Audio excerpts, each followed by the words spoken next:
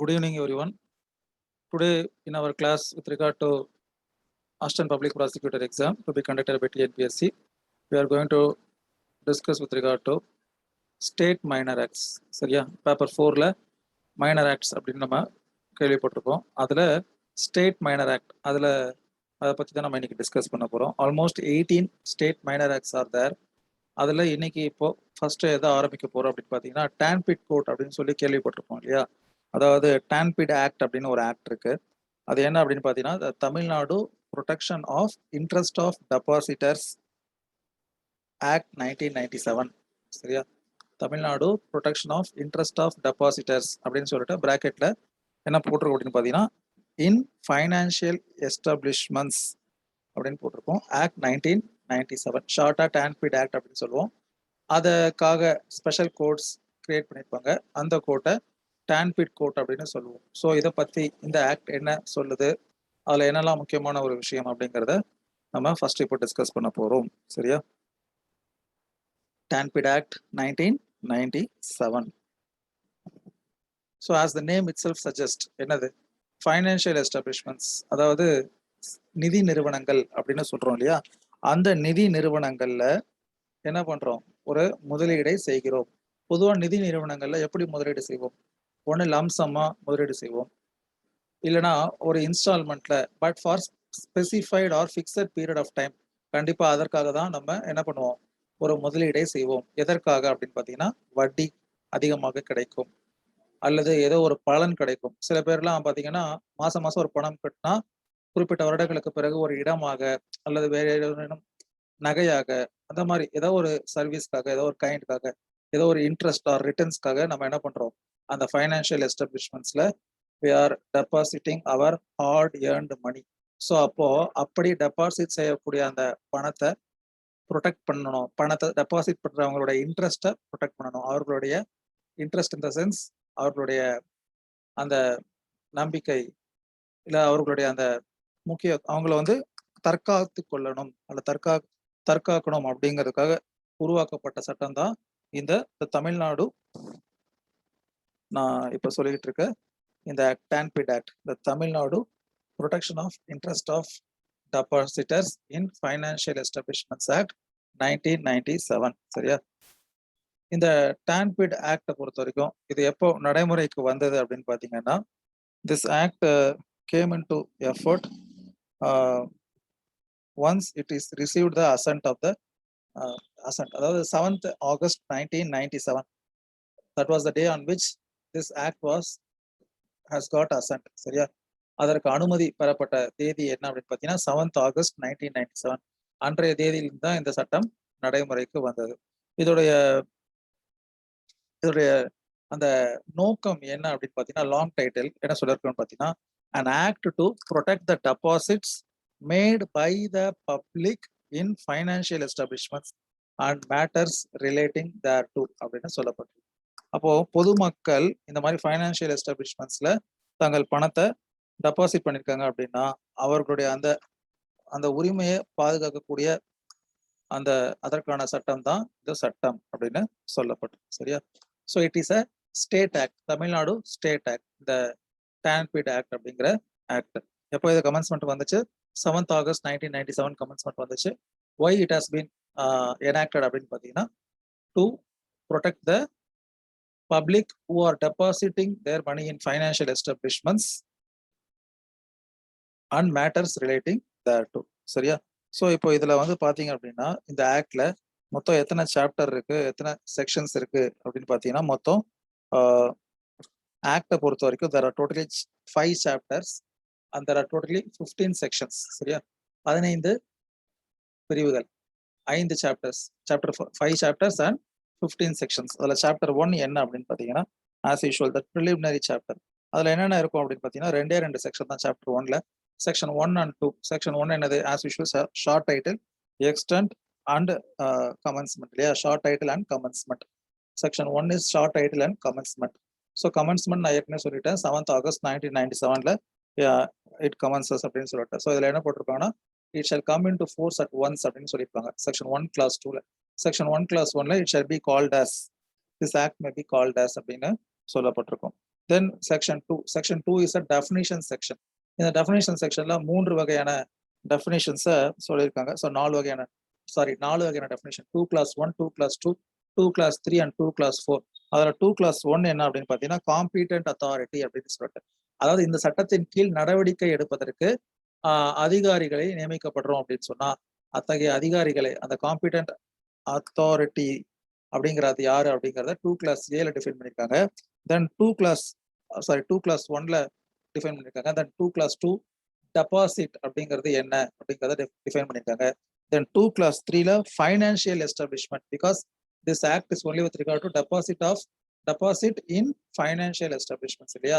So 2+2 டெபாசிட்னா என்ன, 2+3 financial எஸ்டாப்ளிஷ்மெண்ட்னா என்ன, தென் ஃபைனலி 2+4 கவர்மெண்ட் அப்படின்னு சொன்னா அது எந்த கவர்மெண்ட்டை குறிக்கும். Since it is a state government, it denotes state government. அதுதான். சரி, ஃபர்ஸ்ட் 2+1 பார்ப்போம். Competent authority means the authority appointed under section 4 அப்படின்னு சொல்றாங்க. ஸோ செக்ஷன் 4 யாரை நியமிக்கப்படுவார்கள், அவர்களுடைய அதிகாரம் என்ன அப்படிங்கிறதுலாம் கொடுக்கப்பட்டிருக்கும். அதான் வந்து காம்பீட்டன்ட் அத்தாரிட்டினா யாரு அப்படின்னு சொல்லியிருக்காங்க 2+1. Competent authority means the authority appointed under section 4 of this act. சரியா, அதை நீங்க ஞாபகம் வச்சுக்கோங்க. Competent authority 2+1. தென் 2+2 டெபாசிட் அப்படின்னு சொல்லக்கூடாது. டெபாசிட் அப்படின்னா நம்ம வந்து வரவு அல்லது டெபாசிட் பண்றோம் இல்லையா, மாசம் ஒரு தொகை சீட்டு கட்டுவாங்க. சில பேர் டெய்லி 100 ரூபா பூ விற்பாங்க, டெய்லி 100 ரூபா கட்டுவாங்க. ஸோ நம்ம இன்னைக்கு பார்த்துக்கிட்டு இருக்கிற ஆக்ட் வந்து பாத்தீங்கன்னா டான்பிட் ஆக்ட். இன்னைக்கு நம்ம ஸ்டேட் மைனர் ஆக்ட் கமெண்ட்ஸ் பண்ணியிருக்கோம். அதுல ஃபர்ஸ்ட் நம்ம டான்பிட் ஆக்ட் பார்த்துட்டு இருக்கோம். Tamil Nadu protection of interest of deposits in financial establishments act 1997. அதுல இன் ஃபைனான்சியல் எஸ்டாப்ளிஷ்மெண்ட்ஸ்ங்கிறது பிராக்கெட்ல இருக்கும். அதை தவிர்த்து பார்த்தீங்கன்னா Tamil Nadu protection of interest of deposits act அப்படின்னு சொல்லலாம், டெபாசிட்டர்ஸ் ஆக்ட். ஸோ அதான் ஷார்ட்டா டான்பிட் ஆக்ட்னு சொல்லுவோம். அந்த கோட் தான் டான்பிட் கோட்னு சொல்லுவோம். ஸோ இதுல மொத்தம் 5 சாப்டர் இருக்கு, 15 செக்ஷன் இருக்கு அப்படிங்கிறத சொல்லியிருக்கோம். சாப்டர் 1 ப்ரிலிமினரி, அது எப்போ நடைமுறைக்கு வந்தது, 7th August 97 நடைமுறைக்கு வந்தது அப்படிங்கிறத பார்த்தோம். அப்புறம் இப்போ செக்ஷன் 2 பார்த்துட்டு இருக்கோம். செக்ஷன் 2ல 4 டெஃபினேஷன் கொடுத்துருக்காங்க. கிளாஸ் 1 என்ன டிஃபைன் பண்ணிருக்கு அப்படின்னு பார்த்தீங்கன்னா அப்ராப்ரியேட் அத்தாரிட்டி அப்படிங்கிறது யாருன்னா, இந்த ஆக்ட்ல செக்ஷன் 4க்கு கீழே நியமிக்கப்படக்கூடிய அந்த நபர்களுக்கு பேர் தான், அந்த அத்தாரிட்டிக்கு பேரு அப்ராப்ரியேட் அத்தாரிட்டி, காம்பீட்டன்ட் அத்தாரிட்டி அப்படின்னு பேரு. ஸோ அவங்க தான் இந்த செக்ஷனுக்கு கீழே நடவடிக்கை எடுப்பதற்கு அதிகாரம் வழங்கப்பட்ட நபர்கள். Clause 1. Then class 2 speaks about deposit. ஸோ டெபாசிட்னா என்ன அப்படின்னு பார்த்தீங்கன்னா, deposit means the deposit of money either in one lump sum or by installments made with financial establishment for a fixed period for interest or for return in any kind or for any service அப்படின்னு சொல்றாங்க. அப்போ டெபாசிட்னா என்னது, it only means deposit of money, பணத்தை வரவு வைக்கக்கூடிய அந்த ஒரு செயலை தான் இந்த பர்டிகுலர் ஆக்ட்ல டெபாசிட் அப்படின்னு சொல்றாங்க. That deposit maybe a one time lump sum deposit or a periodical deposit. சரியா, பீரியாடிக்கல்னா என்னது, அதான் இன்ஸ்டால்மெண்ட். சில பேர் குவார்டர்லி, சில பேர் மந்த்லி, சில பேர் ஆஃப் இயர்லி, சில பேர் daily, weekly. So that instalments by instalments made with financial establishment for a fixed period. சரியா, ஒரு குறிப்பிட்ட காலத்திற்கு 3 வருடங்களுக்கு, 5 வருடங்களுக்கு, 12 மாதங்களுக்கு, 20 மாதங்களுக்கு, அந்த மாதிரி சீட் நடத்துறதுன்னு சொல்றோம் இல்லையா, அதுதான். அது எதற்காக அதை பண்றோம் அப்படின்னு பார்த்தீங்கன்னா டெபாசிட் ஃபார் இன்ட்ரெஸ்ட், அந்த வட்டிக்காகவோ அல்லது for return in any kind. சில பேர்லாம் பணம் கட்டினா 3 வருஷம் இல்லை 4 வருஷம் கழிச்சு அதற்குண்டான ஒரு நிலம் கிடைக்கும் அப்படின்னு சொல்லுவாங்க. அதை நம்பி சில பேர் கட்டுவாங்க. So it may be for interest or for return in any kind or for any service. சரியா, ஸோ இதுதான் வந்து இந்த ஆக்டை பொறுத்த வரைக்கும் டெபாசிட் அப்படிங்கிற ஒரு விஷயத்த குறிக்க கூடியது. இப்போ நம்ம என்ன பார்த்துட்டு இருக்கோம், டான்பிட் ஆக்ட் பார்த்துட்டு இருக்கோம். சரியா, இப்போ அதுல செக்ஷன்ஸ் மொத்தம் 15 செக்ஷன் இருக்கு. அதுல செக்ஷன் 2 பார்த்துட்டு இருக்கோம். செக்ஷன் 2ல டெபாசிட்ஸ் பார்த்தோம் கிளாஸ் 2ல. கிளாஸ் ஏல என்ன பார்த்தோம், காம்பீட்டன்ட் அத்தாரிட்டினா யாருங்கிறத பார்த்தோம். Then clause 3 is with regard to financial establishment. ஒரு நிதி நிறுவனம் அப்படின்னா அது யாரை குறிக்கும். ஏன்னா இப்போ நம்ம படிக்கிறதே வந்து பாத்தீங்கன்னா நிதி நிறுவனங்களில் மக்களின் அந்த டெபாசிட்ஸை ப்ரொடெக்ட் பண்றதுக்காக உருவாக்கப்பட்ட ஒரு சட்டம், அதான் டான்பிட் ஆக்ட். அதுல அப்ப நிதி நிறுவனங்கள்னா யாரு அப்படின்னு சொன்னா அது ரெஜிஸ்டர்டா இருக்கணுமா? ரெஜிஸ்டர்டா இருக்கணுங்கிற அவசியம் இல்ல. As per this act. என்ன சொல்லுதுன்னு பார்ப்போம். 2 clause 3 financial establishment. Financial establishment means an individual, an association of individuals, a firm or a company carrying on the business of, or a company registered under the Companies Act, or carrying on the business of receiving deposits under any scheme or arrangement or in any other manner அப்படின்னு சொல்லப்பட்டிருக்கு. But does not include அப்படின்னு சொல்லிட்டு government run financial institutions, either it may be a cooperative thing, does not include a cooperation, does not include a corporation or a cooperative society or a society owned by any state or central government or banking company. So அப்போ இந்த 5 விஷயங்கள் வந்து என்ன பண்றாங்க? Exclude பண்றாங்க. தே cannot be called as financial establishments. எதெல்லாம்? Banking செக்டரை இந்த act கீழே கொண்டு வர முடியாது. அதே மாதிரி கார்பரேஷன்ஸோ இல்லை கோஆபரேட்டிவ் சொசைட்டிஸோ if it is run by the state or central government or controlled or owned by state or central government, then those are excluded from the purview of this act. சரியா? அப்ப இந்த ஆக்டை பொறுத்திருக்கு ஃபைனான்சியல் இன்ஸ்டிடியூஷன், ஒரு நிதி நிறுவனம் என்பது ஒரு தனிநபர் நடத்துவதாக இருக்கலாம், அல்லது ஒரு கூட்டாக பல நபர்கள் சேர்ந்து நடத்துவதாக இருக்கலாம், அல்லது ஒரு ரெஜிஸ்டர்ட் கம்பெனி நடத்துவதாக இருக்கலாம் அப்படின்னு சொல்லப்பட்டிருக்கு. சரியா? Carrying on the business of receiving deposits. Say for example Gokulam chit fund, அதே மாதிரி திரிபுரா சிட் ஃபண்ட், அது எல்லாமே இந்த என்னது it is registered under the companies act. அதுக்கான புக்கை நீங்க பாத்தீங்கன்னா தெரியும். ஸோ அதுதான் வந்து ஃபைனான்சியல் எஸ்டாப்ளிஷ்மெண்ட்ஸ் அப்படின்னு சொல்லப்பட்டிருக்கு. Then will move on to chapter 2. Chapter 1 வந்து ப்ரிலிமினரி, செக்ஷன் 1 and 2 பார்த்தோம். டெஃபினிஷன்ல 4 டெஃபினிஷன் தான். த லாஸ்ட் டெஃபினிஷன் 2 clause 4 வந்து government in this act means state government அப்படின்னு சொல்லப்பட்டிருக்கு. Because it self is a state act இல்லையா? நம்ம இப்போ ஸ்டேட் மைனர் ஆக்ட் தான் பார்த்துட்டு இருக்கோம். அப்போ எங்கெல்லாம் இந்த ஆக்ட்ல கவர்மெண்ட்னு வருதோ அது எல்லாம் ஸ்டேட் கவர்மெண்ட்டை குறிக்கக்கூடிய ஒரு செயல். அதுக்கு அடுத்து வரக்கூடிய சாப்டர் தான் ரொம்ப முக்கியமான சாப்டர், சாப்டர் 2. அதுல section 3 attachment of properties on default of return of deposits அப்படின்னு சொல்றாங்க. எத்தகைய சூழ்நிலைகளில் அந்த ஃபைனான்சியல் எஸ்டாப்ளிஷ்மெண்ட்ஸோட ப்ராப்பர்ட்டியை அட்டாச் பண்ணலாம் அப்படிங்கிற ஒரு கேள்வி எழுது இல்லையா? அந்த ஃபைனான்சியல் எஸ்டாப்ளிஷ்மெண்ட் தர வேண்டிய வட்டியை அல்லது முதிர்வு தொகையை சரியாக திருப்பி செலுத்தவில்லை அப்படிங்கிற காரணத்துக்காகவோ, அல்லது அரசாங்கத்திற்கு ஒரு நம்ப தகுந்த தகவல் வருது, இவங்க என்ன பண்ண போறாங்க, கடையை மூடிட்டு தலைமறைவாக போறார்கள் அப்படிங்கிற அந்த தகவலின் அடிப்படையில் கூட அத்தகைய சூழல் நடப்பதற்கு முன்பே அரசு நினைத்தால் அந்த நிதி நிறுவனங்களின் சொத்துக்களை அட்டாச் பண்ணலாம் அப்படின்னு சொல்றதுதான் செக்ஷன் 3. சரியா? செக்ஷன் 3ல என்ன சொல்றாங்கன்னு பார்ப்போம். Attachment of properties on default of return of deposits. அப்ப திருப்பி கொடுக்க வேண்டிய அந்த முதிர்வு தொகையோ அல்லது வட்டியையோ அல்லது of any kind or service நம்ம படிச்சோம் இல்லையா? எதெல்லாம் டெபாசிட்னு, அதுல ஏதோ ஒரு டிஃபால்ட் இருக்கு அப்படின்னா அதற்காக அட்டாச் பண்ணலாம். Notwithstanding anything contained in any other law for the time being in force 1 and 2. 2 clause கொடுத்துருக்காங்க. Clause 1 whereupon complaints received from number of depositors that any financial establishment defaults the return of deposits after maturity or fails to pay interest on deposit or fails to provide the service for which deposit has been made அப்படின்னு சொல்றாங்க. அதாவது யாரெல்லாம் ஏமாற்றப்பட்டார்களோ அவர்களின் புகாரின் அடிப்படையில் என்ன பண்ணலாம், attachment பண்ணலாம் அப்படின்னு சொல்லிட்டு. எந்த மாதிரியான ஏமாற்றுதலுக்கு இது உண்டாகும் அப்படின்னு பாத்தீங்கன்னா, முதிர்வு தொகையை திருப்பி செலுத்தவில்லை, அதே மாதிரி வட்டியை திருப்பி செலுத்தவில்லை, அல்லது சொன்னது போல் எங்களுக்கு நிலம் பதிவு செய்து கொடுக்கவில்லை, எதற்காக அவர்கள் மாதமாக ஒரு இன்ஸ்டால்மெண்ட் வாங்கிட்டு இருந்தாங்களோ அதை நிவர்த்தி செய்ய தவறும் பட்சத்தில் அதற்காக அந்த புகார்தாரர்கள் கொடுக்கும் அந்த கம்ப்ளைண்டின் அடிப்படையில என்ன பண்ணலாம், you can attach the property அப்படின்னு சொல்றாங்க.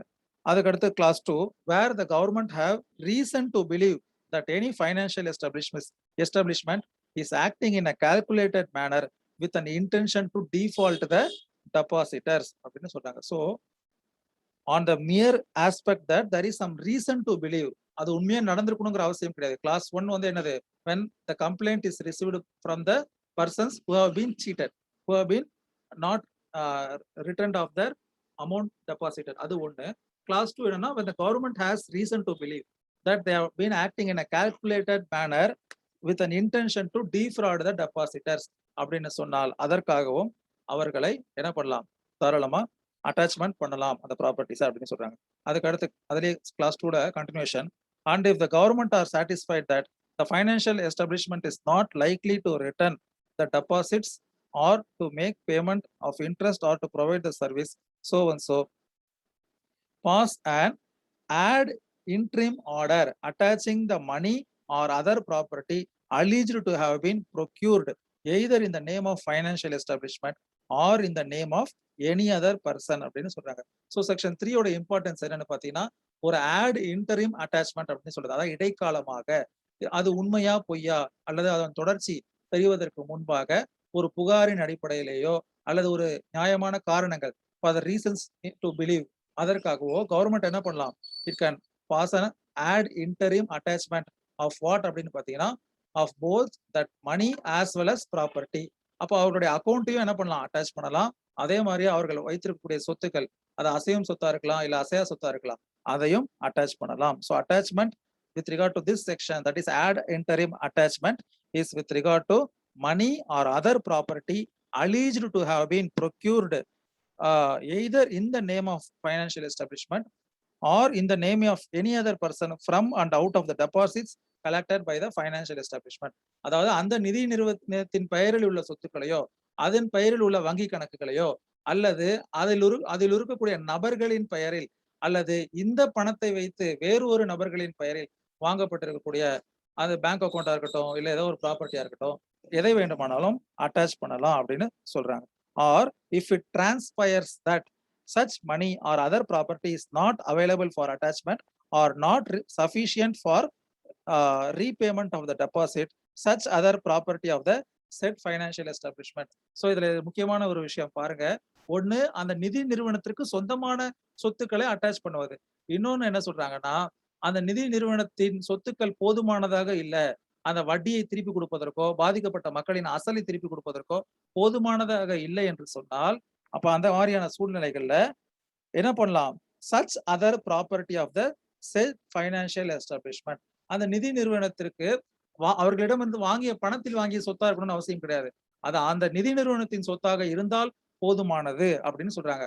அது எத்தகைய சூழ்நிலையில் அப்படின்னு பாத்தீங்கன்னா, இவர்களுக்கு திருப்பி அளிக்க வேண்டிய பணம் போதுமானதாக இல்லை அப்படி என்பது வெளிப்படையாக தெரிகிறது.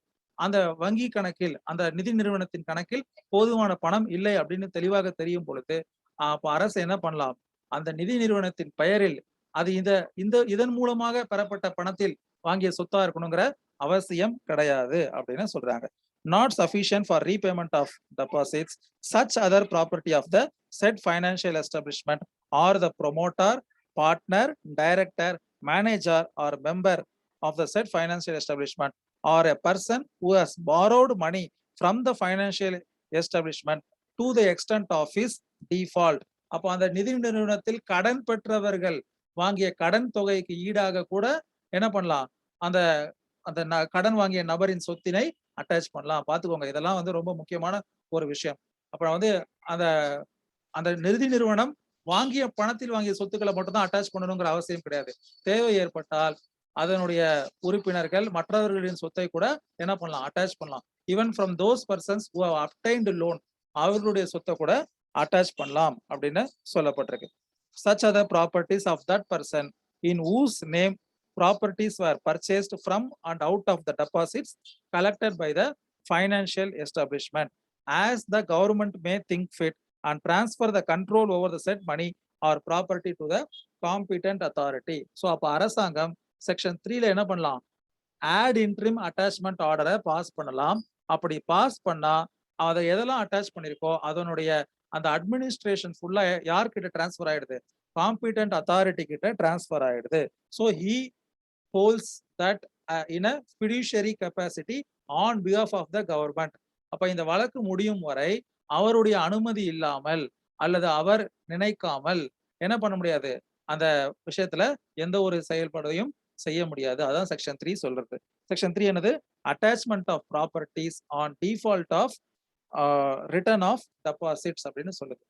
இப்போ இந்த ஹெட்டிங்கை வச்சு பார்க்கும்போது என்னது, it is not necessarily the default of return of deposits, but also it may be that amount deposited as well as interest or any kind or service.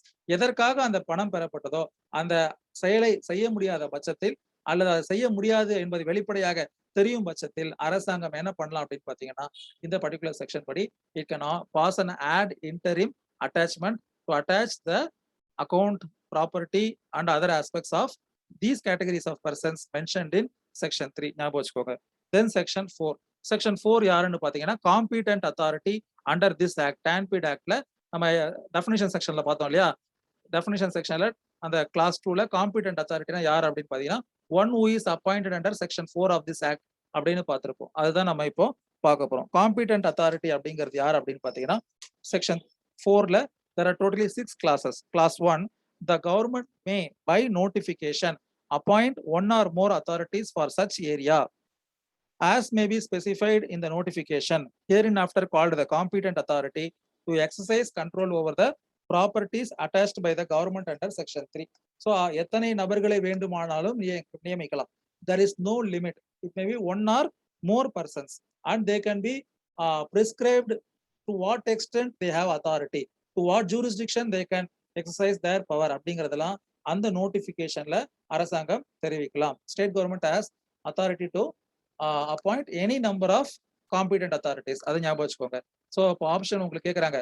Now how many number of competent authorities can be appointed by the government under TANPID Act கேட்டா option A 1, option 2 2 அப்படின்ல கேட்டா option 4 any number அப்படின்னு கேட்டிருந்தாங்கன்னா any number அப்படிங்கறத நீங்க இது பண்ணிக்கலாம். சரியா? Then class 2 of section 4. The competent authority shall have the other powers as may be necessary for carrying out the purposes of this act. அப்போ அந்த நோட்டிபிகேஷன்ல அவருக்கு ஒரு அதிகாரம் வழங்கப்படல. But he needs some incidental or ancillary powers so that he can successfully execute the provisions of this act அப்படின்னு சொன்னா it is implied that he is also vested with such power அப்படின்னு சொல்லிட்டு அப்ப அதை தனியா நோட்டிபிகேஷன்ல கொடுக்க தவறி விட்டார்கள் அப்படிங்கிறதுக்காக அவர் அதை எக்ஸசைஸ் பண்ணக்கூடாதுன்னு அவசியம் கிடையாது. But it should be incidental and it should be only with connection with regard to execution of this act. இதை நடைமுறைப்படுத்துவதற்காக இதில் இருக்கக்கூடிய ப்ரொவிஷன்ஸை செயல்படுத்துவதற்காக அவருக்கு வேற என்ன அதிகாரம் தேவையோ அந்த அதிகாரமும் வழங்கப்பட்டதாக கருதப்படும் அப்படின்னு சொல்றாங்க. தென் section 4 class 3. Upon receipt of the orders of the government under section 3, the competent authority shall apply within 30 days to the special court constituted under this act for making the ad interim order of attachment absolute and for a direction to sell the property so attached by public auction and realize the sale proceeds. So அப்போ நியமிக்கப்பட்ட அதிகாரி section 3ல அரசாங்கம் நியமிக்குது இல்லையா அந்த competent அத்தாரிட்டியை, அந்த நபர் நியமிக்கப்பட்ட பிறகு உடனடியாக அவர் என்ன பண்ணணும் அப்படின்னு பாத்தீங்கன்னா he should take charge. எப்படி அப்படின்னு பாத்தீங்கன்னா within 30 days from passing of that ad interim order you should apply to the TANPID court to make it a final order. அதை உறுதிப்படுத்துவதற்கு அவர் அங்கு ஒரு மனுவினை சமர்ப்பிக்க வேண்டும். அது மனு ஏற்கப்பட்டதும் அவர் என்ன பண்ணணும், subsequently you should also take steps to make a public auction. ஒரு பொது ஏலத்தில் அந்த சொத்துக்களை விடுவதற்கும் அதன் மூலமாக பணத்தை ரியலைஸ் பண்றதுக்கும் அவர் என்ன பண்ணணும், you should take steps அப்படின்னு சொல்றாங்க. So this is also the power and duty of competent authority under section 4 class 3. சரியா? Then section 4 class 4 என்ன அப்படின்னு பாத்தீங்கன்னா an application under subsection 3. அதாவது அந்த TANPID கோர்ட்ஸ் அந்த ஸ்பெஷல் கோர்ட்ல அவர் ஒரு மனு தாக்கல் பண்றாரு இல்லையா, என்ன மனு தாக்கல் பண்றாரு, அந்த ஆட் இன்ட்ரிம் ஆர்டரை போன செக்ஷன்ல பார்த்தோம் இல்லையா, செக்ஷன் 3ல கவர்மெண்ட் என்ன பண்ணலாம், ஒரு இடைக்கால உத்தரவை பிறப்பிக்கலாம் ஃபார் அட்டாச்மெண்ட் அப்படிங்கிறத பார்த்தோம். அதை ஒரு பெர்மனன்ட் ஆர்டரா மாத்துறதுக்கு you should make a petition அப்படிங்கிறத இப்ப பார்த்தோம். ஸோ இப்போ இந்த கிளாஸ் 4ல என்ன சொல்றாங்கன்னா an application under subsection 3 shall be accompanied by one or more affidavits. So it should contain, that application should contain affidavit, one or more affidavits stating the grounds on which the belief that financial establishment has committed any default. So affidavit along with grounds or is likely to defraud is founded, the amount of money, particulars, what description is proposed is attached by the order of the government அப்படின்னு சொல்லிட்டு is the amount of money or value of other property believed to have been procured by means of deposit and the details, if any, of persons in whose name such property is believed to have been invested or purchased out of the deposits or any other property under section attached under section 3. So அப்போ அந்த மனுவோடு சேர்த்து அவர் என்னெல்லாம் பண்ணோம், அந்த section இந்த போன section படி, அதாவது செக்ஷன் 4 class 3ல அவர் ஒரு செஷன்ஸ் கோர்ட், அதாவது அந்த TANPID கோர்ட்ல மனு தாக்கல் பண்றாரு இல்லையா, அதுல என்னென்னலாம் வைக்கணும் அப்படின்னு பாத்தீங்கன்னா அஃபிடேவிட் வைக்கணும், கிரவுண்ட்ஸ் வைக்கணும், அதே மாதிரி அந்த value of the public account, that money எதெல்லாம் அட்டாச் பண்ணிருக்காங்களோ அது பிளஸ் அந்த ப்ராப்பர்ட்டியோட வேல்யூ, அது யார் பேர்ல இருக்கு, அதோட டிஸ்கிரிப்ஷன், இதை பத்தின டீடைல்ஸ் எல்லாம் you should submit along with application அப்படின்னு சொல்றாங்க. தென் class 5, the competent authority shall make an application to any court having jurisdiction to try similar cases or deal with the subject matter pertaining to money or property belonging to a financial establishment or any person specified in section 3 situated within the territorial jurisdiction of that court for appropriate orders. So அப்போ சில இடங்கள்ல competent authority நியமிக்கப்பட்டிருக்காங்க, ஆனால் அதற்காக தனி நீதிமன்றம் நியமிக்கப்படவில்லை. அதற்காக அவர் என்ன பண்ணலாம், கண்ணை மூடிக்கிட்டு என்னைக்கு நீதிமன்றம் நியமிக்கப்படுதோ ஆரம்பிக்கப்படுதோ அது வரைக்கும் நான் அமைதியா இருப்பேன்னு அவங்க அர்த்தம் கிடையாது. அதுக்கு ஈக்குவலண்டான ஒரு court, say for example if it's a district court, அதுக்குன்னு என்ன கோர்ட்ல அந்த ப்ராசஸை ஆரம்பிக்கணுமோ, அந்த ப்ரொசீஜரை கமென்ஸ் பண்ணணுமோ, அந்த கோர்ட்ல you should கமென்ஸ் that particular procedure. அதற்கான அப்ளிகேஷனை along with the affidavits and other grounds what is stated in the previous section he has to file with regard to any other court which has the power to try that particular kind of case அப்படின்னு சொல்றாங்க. Then class 6, for the purpose of crediting and dealing with the money realized by the competent authority he shall open an account in any scheduled commercial bank. So அப்போ அவர் ஒரு மனு போட்டு public action நடத்துவதற்கும் அதன் மூலியமாக அந்த பணத்தை ரியலைஸ் பண்ணுறதுக்கும் ஸ்டெப் எடுத்தாரு. அதை டெபாசிட் பண்ணி வைக்கணும் until it is decided by the court to whom it should be given and what amount it should be given. அந்த அப்போர்ஷன்மெண்ட்லாம் பண்ணணும் இல்லையா, எத்தனை பேர் ஏமாந்திருக்கிறார்கள், எவ்வளவு ரூபாய் இருக்கு, யார் யாருக்கு எவ்வளவு ரூபாய் கொடுக்கணும் அப்படிங்கிற அந்த இதையெல்லாம் கால்குலேட் பண்றது வரைக்கும் அவர் என்ன பண்ணலாம், அந்த மணியை டெபாசிட் பண்றதுக்காக பேங்க்ல அக்கௌண்ட் ஓபன் பண்ணி வைக்கலாம் அப்படின்னு சொல்றாங்க. அது எந்த பேங்க்ல கண்டிப்பா வைக்கணும் அப்படின்னு பாத்தீங்கன்னா ஒன்லி இந்த ஷெட்யூல்டு கமர்ஷியல் பேங்க் அப்படின்னு சொல்லப்பட்டிருக்கு கிளாஸ் 6ல. ஸோ இந்த வார்த்தைகள் தான் ரொம்ப முக்கியம். Scheduled commercial bank, ad interim attachment அப்படி பார்த்தோம். அது எந்த மாதிரியான கிரைட்டீரியால வைக்கலாங்கிறத செக்ஷன் 3ல பார்த்தோம். காம்பிடென்ட் அத்தாரிட்டியோட பவர் என்ன அப்படின்னு பார்த்தோம். வித்தின் 30 days எத்தனை நாளுக்குள்ள அவர் அந்த மனுவை சமர்ப்பிக்கணும் அப்படிங்கிறத பார்த்தோம். அதற்கு அவர் என்னென்னலாம் சேர்த்து அந்த அப்ளிகேஷனோட வைக்கணும், அஃபிடவிட், கிரவுண்ட்ஸ், அதே மாதிரி description of that particular account which has been attached, the property, அது டீடைல்ஸ், அதோடைய யார் பேர்ல இருக்கு, இதெல்லாம் செக்ஷன் 4ல சொல்லப்பட்டிருக்கு. தென் சாப்டர் 3ல செக்ஷன் 5 வருது.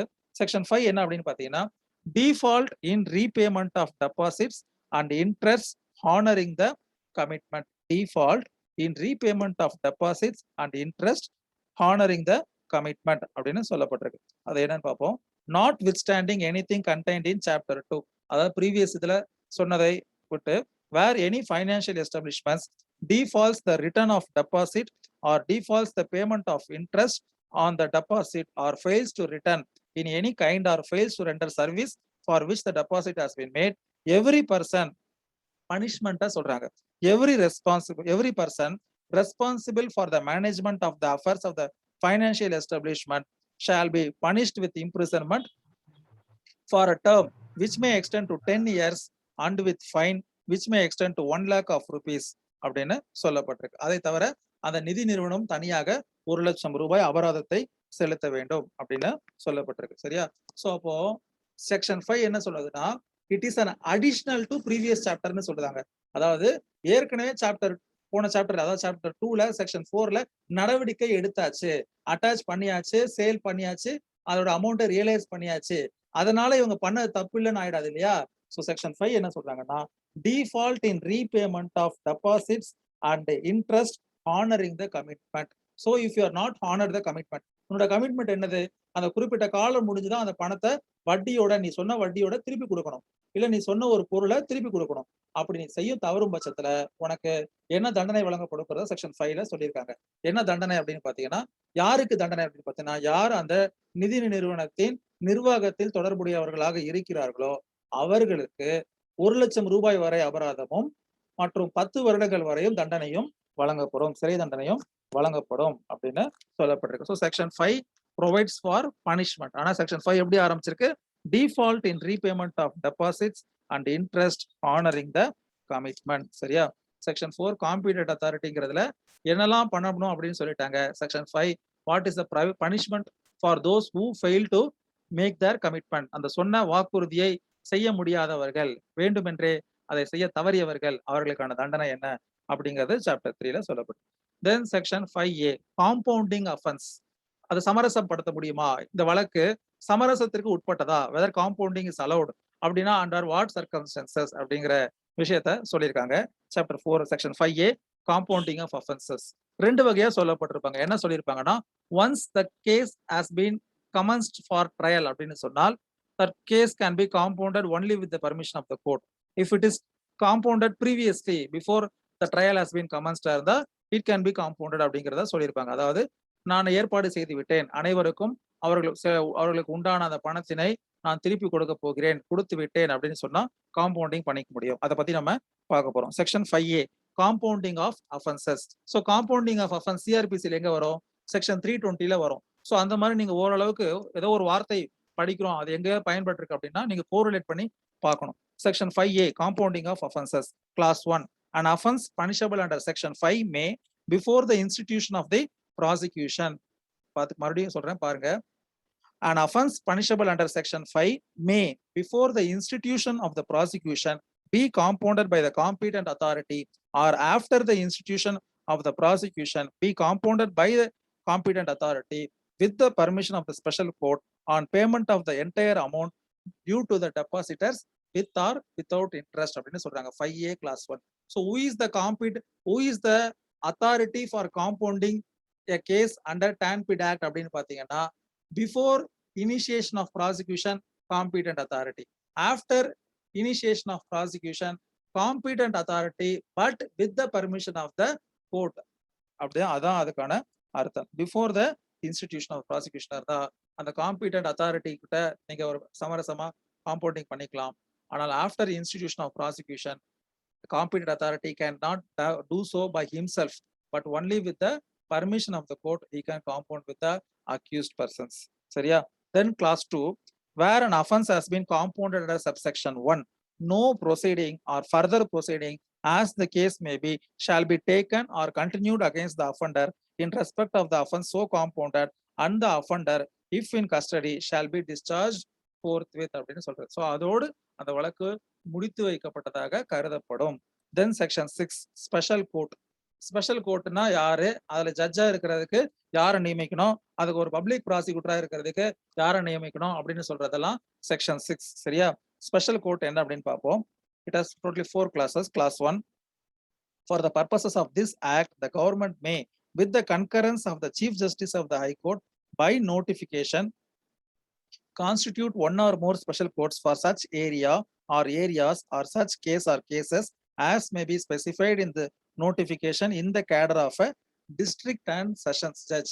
அப்ப அந்த TANPID கோர்ட்ல ஜட்ஜா உட்காரக்கூடியவருடைய குவாலிஃபிகேஷன் என்னது? One who is qualified to be appointed as a district and sessions judge. அதை வந்து ஸ்டேட் கவர்மெண்ட் எப்படி நியமிக்கணும்? Only after consultation with concurrence of the chief justice of the concern high court. அதான் வந்து சொல்லப்பட்டிருக்கு. சரியா? Then class 2 no court including the court constituted under Presidency Towns Insolvency Act 1909 and the Provincial Insolvency Act 1920 other than the special court shall have jurisdiction in respect of any matter to which the provisions of this act apply. அதாவது ஒரு special சிறப்பு நீதிமன்றம் நியமிக்கப்பட்டு விட்டால் that entire jurisdiction would be transferred or would be vested with that special court and no other court can take cognizance of that offenses even though it may be an insolvency court or even though it may be a நம்ம இப்ப பார்த்த கோர்ட்டாக இருந்தாலும் சரி அல்லது ஏனைய கோர்ட்டாக இருந்தாலும் சரி it cannot take cognizance. சரியா? then class 3 any pending case in any other court to which the provisions of this act apply it should be transferred அப்படின்னு சொல்றாங்க. so once a special court has been constituted under this particular provision section 6ல ஒரு special court உருவாக்கிட்டாங்க அப்படின்னு சொன்னால் அது தொடர்பான வழக்கை விசாரிக்கக்கூடிய நீதிமன்றத்துல மற்ற நீதிமன்றங்கள்ல இருக்கக்கூடிய அந்த வழக்கை என்ன பண்ணும்? ஆட்டோமேட்டிக்லி should be transferred அப்படின்னு சொல்றாங்க. then class 4 the special court shall on application by the competent authority pass such order issue such direction as may be necessary for the equitable distribution among the depositors of the money realized from out of the property attached அப்படின்னு சொல்றாங்க. அதாவது சில நேரங்கள்ல என்ன பண்ண முடியாது? கொடுத்தவர்கள் அனைவருக்கும் கொடுத்த பணத்தினையும் திருப்பி கொடுக்க முடியாது. அப்ப அந்த competent authority would have made an application stating that the court can disperse this much amount. அதாவது அந்த அப்போர்ஷன்மெண்ட்டை காம்பீட்டன்ட் அத்தாரிட்டி சொல்லக்கூடிய அந்த விதிகாச்சாரத்தின் அடிப்படையில அந்த court can pass an order with regard to equitable distribution. Equitable distribution அப்படிங்கிறது என்ன அப்படின்னு பாத்தீங்கன்னா, ஒருவர் 5000 ரூபாய் கொடுத்திருக்காரு, அவருக்கு 2500 ரூபாய் கொடுக்கப்படும். ஒருவருக்கு 10,000 ரூபாய் டெபாசிட் பண்ணிருக்காரு, அப்ப அவருக்கு எவ்வளவு கொடுக்கலாம்? 5,000 ரூபாய் கொடுக்கலாம். அதாவது கெட்டிய நபர்களின் அனைவருக்கும் தான் கெட்டிய பணத்தில் ஒரு 50% கொடுப்பதற்கு போதுமான சொத்தினை ரியலைஸ் பண்ணிருக்கோம் அப்படின்னு சொன்னால் அந்த வகையில அந்த ஈக்விட்டபிள் டிஸ்ட்ரிபியூஷனை கொடுக்கலாம். பேஸ்ட் ஆன் whose recommendation அப்படின்னு பாத்தீங்கன்னா based on the application by the competent authority, then that particular special court can order for distribution. சரியா? When trying any case, the special court may also try an offense other than the offense specified in section 5. அதாவது ஒண்ணும் இல்ல, ஒரு நபர் இந்த particular ஆக்ட்ல section 5க்கு சொல்லக்கூடிய அஃபென்ஸோட சேர்த்து வேற ஏதேனும் offence, for example section 120B criminal conspiracy அல்லது ஃபோர்ஜரி அல்லது சீட்டிங் வேற ஏதேனும் செய்திருக்கிறார். இப்ப சில பேர்கிட்ட பணத்தை வாங்கியிருப்பாப்ல, ஆனா அதுக்கான ரசீது போலியா கொடுத்துருப்பாப்ல, அது அவருக்கு தெரியாது. இப்போ யாருக்கு தெரியும் அது உண்மையான ரசீதா இல்லையான்ட்டு? நம்ம நம்பி போட்டோம், அது வந்து போலியான ரசீதா இருக்கலாம். அப்போ அந்த நபர் அவரோட இண்டிவிஜுவல் லைபிலிட்டியில ஆகிறாரு இல்லையா? ஸோ அப்போ அந்த மாதிரி அதர் செக்ஷன்ஸ் சேர்ந்து ட்ரையல் பண்ண எடுத்துக்கிட்டா கூட இந்த டான்பிட் கோர்ட் என்ன பண்ணலாம்? ட்ரையல் எடுத்துக்கலாம் அப்படின்னு சொல்றாங்க. So this is what section 6. Section 6 is with regard to special court. ஒரு கோர்ட்ல ஜட்ஜா நியமிக்கப்படுபவர் யார், அவருடைய அதிகாரம் என்ன, அது போன்ற விஷயங்களை சொல்லுது. Then section 7 powers of special courts regarding attachment, sale realisation and distribution. அப்போ அந்த நீதிமன்றத்தின் அதிகாரத்தை பற்றி விளக்குகிறது. எதற்கான அதிகாரம்? With regard to attachment, with regard to sale and with regard to distribution. Action எப்படி விடணும், அதை எப்படி அந்த நபர்களுக்கு பகிர்ந்து அளிக்கணும் அப்படிங்கிற அந்த விஷயங்கள் இருக்கு இல்லையா, அதை பத்தி சொல்றதுதான் section 7. So section 7 has totally 7 classes. First clause வந்து என்ன சொல்லுது அப்படின்னு பாத்தீங்கன்னா, upon receipt of an application under section 4, அதாவது காம்பிட்டன்ட் அத்தாரிட்டி ஒரு அப்ளிகேஷன் சப்மிட் பண்ணிட்டாரு, including those things affidavit, grounds அதெல்லாம் வச்சு ஒரு அப்ளிகேஷனை சப்மிட் பண்ணிட்டாரு. சரியா? The special court shall issue to the financial establishment or to any other person whose property is attached by the government under section 3. அதாவது government தான் first என்ன பண்ணுது, இந்த ஆக்டை பொறுத்த வரைக்கும் first step is taken by the government under section 3. அவங்க என்ன பண்றாங்க, ஆட் இன்ட்ரீம் அட்டாச்மெண்ட்டை இது பண்றாங்க. அதை பெர்மனன்ட் ஆக்குறதுக்கு செக்ஷன் 4ல காம்பிட்டன்ட் அத்தாரிட்டி மனு தாக்கல் பண்றாரு. எத்தனை நாள்ல தாக்கல் பண்றாரு? From 30 days, within the 30 days from the order of passing the interim order. இதெல்லாம் நம்ம பார்த்திருக்கோம், அதுதான் இங்க நம்ம சொல்லப்பட்டிருக்கு.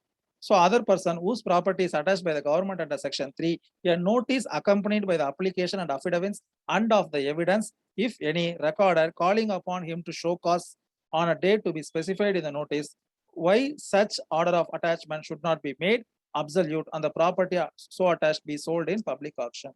அதாவது என்ன சொல்றாங்கன்னா, ஸ்டெப் பை ஸ்டெப் ப்ரொசீஜர் கண்டிப்பா இதெல்லாம் ஃபாலோ பண்ணணும். Because if there is some procedural laches that entire proceeding will be vitiated. ஞாபகம் வச்சுக்கோங்க.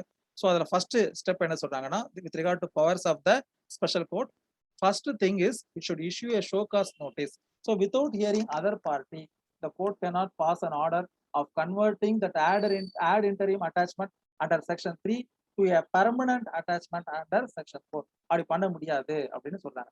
அப்போ அந்த காம்பிட்டன்ட் அத்தாரிட்டி என்னென்ன அந்த வழக்கில் மனுவாக தாக்கல் செய்திருக்கிறாரோ அதையும் சேர்த்து அந்த நபர்களுக்கு ஃபைனான்சியல் இன்ஸ்டிடியூஷன் எஸ்டாப்ளிஷ்மெண்ட்டோ அல்லது யாருடைய சொத்தை அட்டாச் பண்ணிருக்காங்களோ அந்த நபர்களுக்கு he should send the copy and show cause that he should appear on such date and give his such explanation why such thing cannot be taken, action cannot be taken. ஏன் அதை நான் attach பண்ணக்கூடாது, ஏன் அதை ஏலத்துல விடக்கூடாது, ஏன் அந்த பணத்தை ரியலைஸ் பண்ணக்கூடாதுங்கிறத நீ காரணம் சொல்லு அப்படின்னு சொல்லணும். தென் class 2, the special court shall also issue such notice to all other persons represented to it or is or having been likely to claim any interest or title in the property of the financial establishment. So அப்ப என்ன சொல்றாங்க அப்படின்னு பாத்தீங்கன்னா, ஒரு நபர் அந்த சொத்தில் உரிமை உள்ளவராக கருதப்படுகிறார் அப்படின்னு சொன்னால் அந்த சொத்தின் பெயர் ஒருத்தர் பெயர்ல இருக்கும். ஆனால் if some other person is interested, say for example ஒரு ப்ராப்பர்ட்டில ஒரு பர்சன் டெனண்டா இருக்கலாம், அந்த ப்ராப்பர்ட்டியோட ஓனர் இந்த தப்பை செஞ்சிருக்கலாம், ஆனால் இந்த பர்சன் என்ன பண்ணிருப்பாரு, he is also a person interested இல்லையா, அவர் ப்ராப்பரா என்ன பண்ணிருக்காரு, அட்வான்ஸ் பே பண்ணிருக்காரு, ரெண்ட் பே பண்ணிருக்காரு.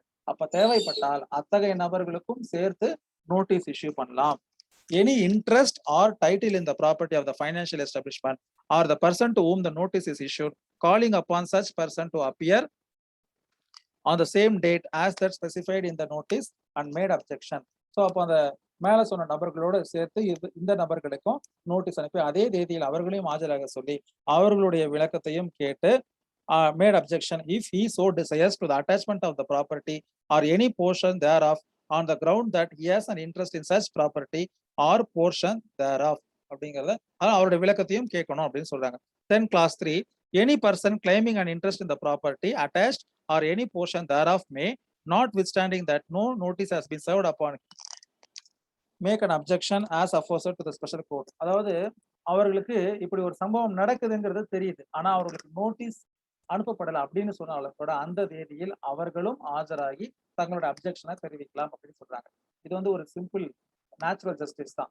ஒரு பையன் கவுன்சிலிங்க்கு கால் லெட்டர் வரல, but is there in that eligible cut off. அப்ப அங்க என்ன போடுவாங்க, நீங்கள் வாங்கியிருக்கோட மதிப்பெண் அந்த கட் ஆஃப்ல இருந்துச்சுன்னா அந்த அறிவிப்பானை வரவில்லை என்று சொன்னாலும் கூட நீங்கள் அன்றைய தேதியில் ஆஜராகலாம் அப்படின்னு சொல்லுவாங்க இல்லையா, அந்த மாதிரியான ஒரு ப்ரொவிஷன் தான் இந்த clause 3.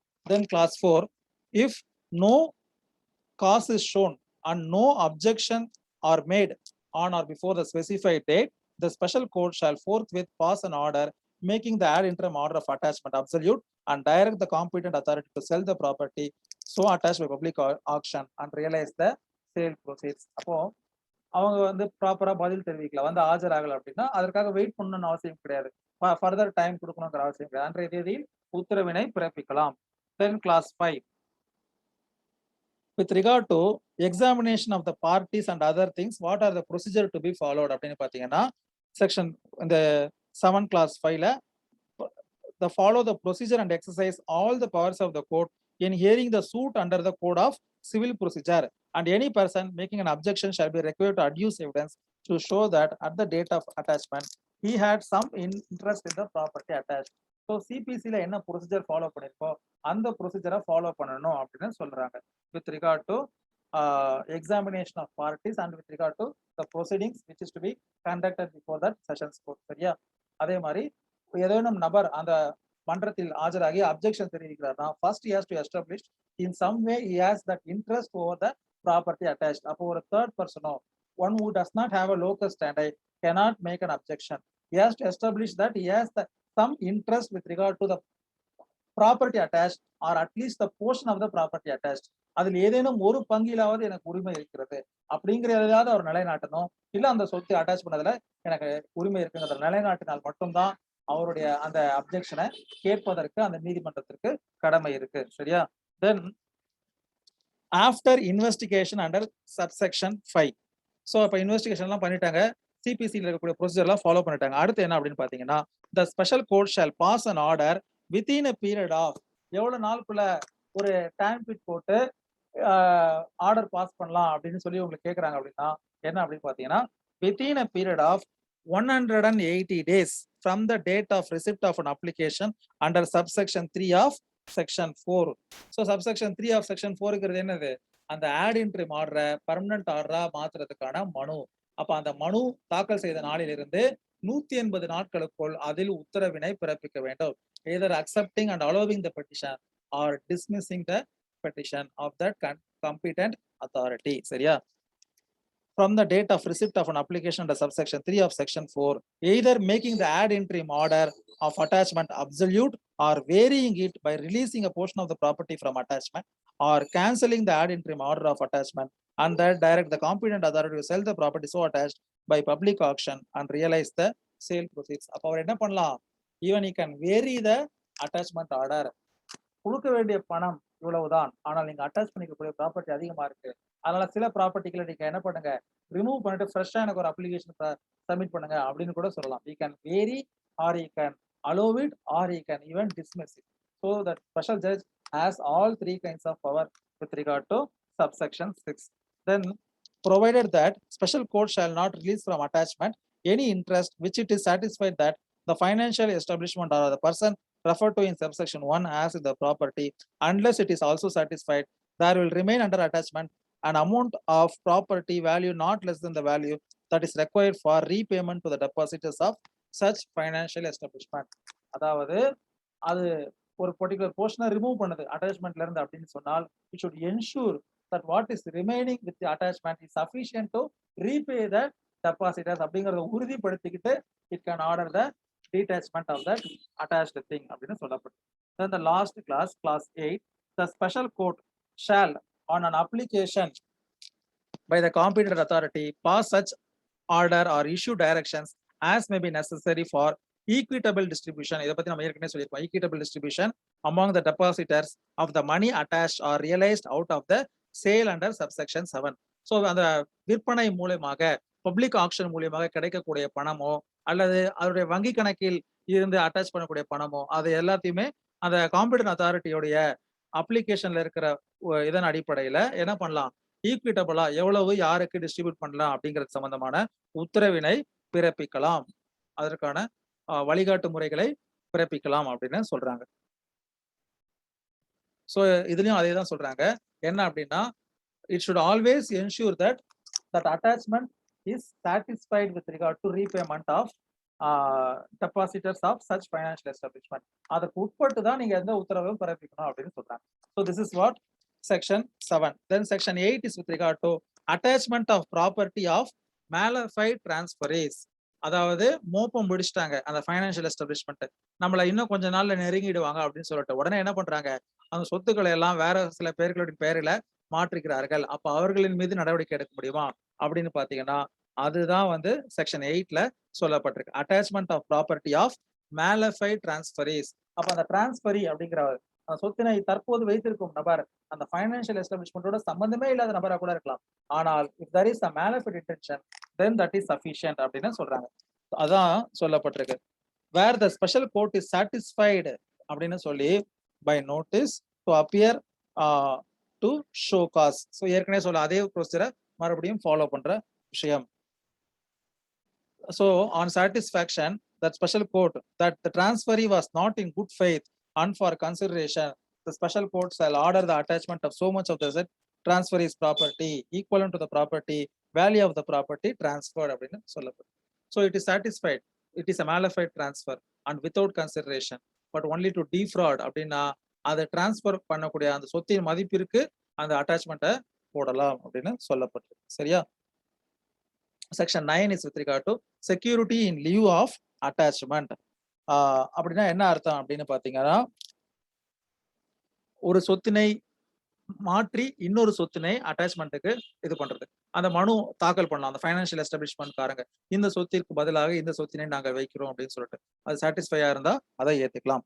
Any financial establishment or person whose property has been or is about to be attached apply to the special court for permission to give security in lieu of such attachments where security offered given in the opinion of the special court is sufficient, it may cancel the ad interim order of attachment. So ஒன்றிற்கு பதிலாக இன்னொன்றை அந்த இதா வைக்கலாம் அப்படின்னு சொல்றாங்க. சரியா? அதுதான் வந்து செக்யூரிட்டியா வைக்கிற security in lieu of attachment. Then section 10, 11, 12 and 13. Section 10 is with regard to administration of property. Section 11, appeal to high court within 30 days. Section 12, public prosecutor with 10 years of experience. Section 13 and final section, CRPC provision to be applied. So that's all for today's class. This act is completed. Thank you.